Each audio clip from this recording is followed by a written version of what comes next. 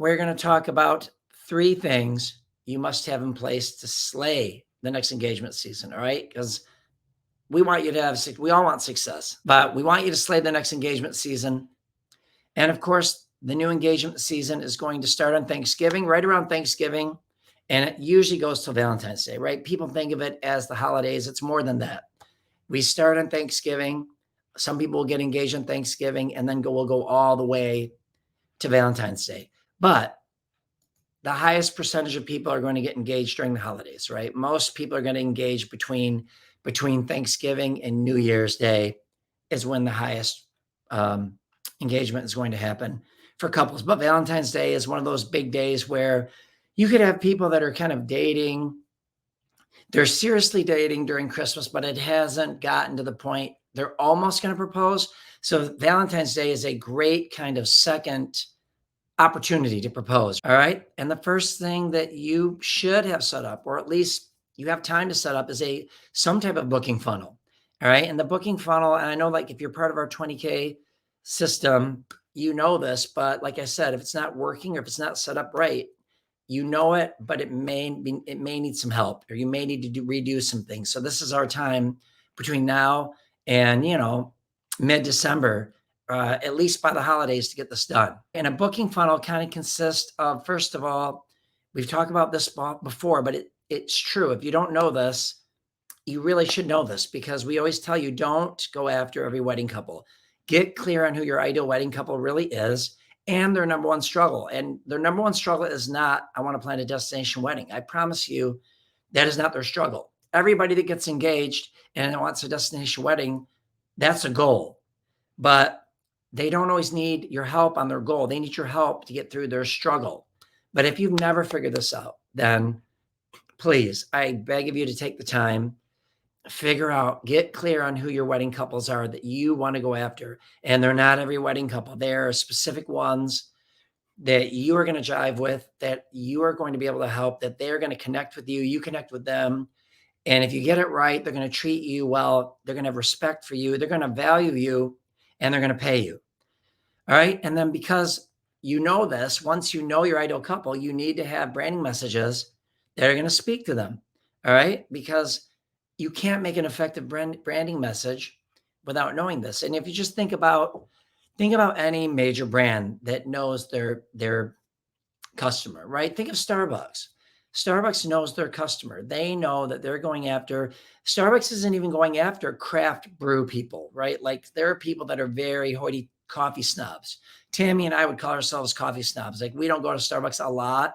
We have like a fancy coffee maker, and we buy I buy ground beans from Oregon, from Stumptown, and I'll buy beans from 𝗕𝗓𝗓𝗓, right? We're coffee snobs. We're not going to go to Starbucks, and Starbucks isn't going after coffee snobs necessarily. Now they do have a market for that. Like they have their roasteries, and those have this higher level coffee experience, like in Chicago, in Seattle. People are going to pay more for that. They know that it costs more to go to the roastery. That's their ideal client. They're going to get those people there. But for the general Starbucks, they're going after the more casual coffee drinker that wants a quality cup of coffee. They want it done, and they want to be able to order it quickly. They want to get in, they want to get out, and they want to have a decent cup of coffee. That's who they market to. They're not marketing to every single human being that wants coffee. They're going after that person that might be a little bit more sophisticated, just a little bit, but not so sophisticated that they want some kind of guru coffee, right? When you know who you're marketing to, then you can create the brand message. And then, of course, because you know your ideal wedding couple and their struggle, you have your branding message. Then you should be putting free pieces of information out there online in your at your wedding show table at wedding shows, doing some kind of freebie, free report, or low dollar, something that you're basically giving away to get a name and email, right? You're attracting those wedding couples. But if you don't know what their struggle is, then you're going to miss the mark when you're talking to them. You have to know, and we always talk about this, but let me think of a good example for you. Let's say that your ideal wedding couple are couples. I'm going to go out of the Caribbean today. Let's say your wedding couples are couples that want to get married in Hawaii, Of course, Hawaii is not all inclusive. Most people know that, not everybody, but they want to go to Hawaii for their wedding, but they don't know which island to go to. They have no clue which island they should get married on. They have no clue. There's so many different resorts and options and things like that. And so a great free piece of content is, first of all, you could write blog posts and short social posts about Hawaii and what makes it such a great wedding destination. Then you could break it up by island. That's all free content you could put out there. And then your freebie could be the 5 best wedding resorts in Hawaii to have a bucket list destination wedding, or the five amazing resorts in Hawaii to have a dream destination wedding, whatever you would say, right? 5 tips to have a destination, to plan your destination wedding in Hawaii like a pro, something like that. And now you're speaking to your ideal client. They want to get married in Hawaii, but they really don't know enough about Hawaii to figure it out. They can Google it. Anybody can Google information, but there's so much of it that they want someone to wrap up this information and hand it to them. See, that's why a lot of us think, well, why would somebody need me? They can just Google it. No, there's so much information out there that it's information overload. You can Google it till the cows come home. And that's what these people are doing. They're Googling it until 3 a.m. in their pajamas with their head down, falling asleep at their computer, not getting anywhere because there's too much information. But what they're going to do, the idea of this is, if you're creating this free piece of information and you've got blog posts and you've got videos about this, or you've got social posts and you've got pins on Pinterest about it, here's the best part. As they're Googling all this, they're going to start coming across your articles, your stuff. And then they're going to become aware that you are a possible solution. Does that mean they're going to hire you tomorrow? No. Does that mean they're going to run to your website? No, not yet. They're going to probably start stalking you a little bit. They're probably going to start thinking, who is this person? What is this article? 5 wedding. Oh, Maui, how to get married in Maui despite the fires. Let me read that. Oh, that's pretty good, but maybe Maui. Oh, wait, what's something here? Waikiki. I'll check that out. You know what I mean? They're going to start stalking you, but every single piece of content that they engage with your brand with is going to build confidence with them. They're going to start trusting you, and you're going to start to slowly bring them into you, reel them in, reel them in. The next thing is, you got to make sure your booking process is set up. All right. There's a way to do this that makes it very stress-free for your ideal client, right? When you know your couples, make it easy. A lot of people will want to hire you, or they'll want to work with you, but if it's not easy to work with you, they're not going to do it. They're going to peace out. The worst thing we can do is not make. What does Starbucks do? Make it easy. They have an app on their phone. If I want a coffee, I can go to my phone, put in my stuff, my order, my app, and I can go pick it up. Easy. McDonald's, show up, go to the drive-thru, or you can go to their app. It's done. And make it easy for people to be able to connect with you. Don't make it hard. This is not a test. You're not a teacher setting up an exam for people to fail. You are trying to get people to like your content, know, like, and trust you, believe that you have some solutions or could have some solutions, and then make it so easy for them to hire you and to even talk with you before they hire you, because you're going to seal the deal. Make sure that you have your process set up for people to schedule consultations with you, right? Including a few of your pre-qualifying questions on your form, or however they're going to sign up with you, because this is the first part where you can weed out Walmart couples. All right. You could have a question on there about price. Is price the most important thing to you in your for your destination wedding to happen? Is price a make it or break it? If they're like, oh yeah, price is make it or break it, like I don't even want to get married if it's going to cost me too much. You get that answer back when that comes into your email. Again, this should be automated. They fill out the question, schedule the consultation. You can look at these questions, answers before you talk to them. If there's too many red flags on those questions, you can email them and say, hey, based on your responses, I'm not sure we're a good fit to work with each other. I think you'll be better served working with someone else. Do yourself a favor and don't put yourself through wasting your time either. Your time's valuable. All right. It's not just all about them. It's about you too. It's for both of you.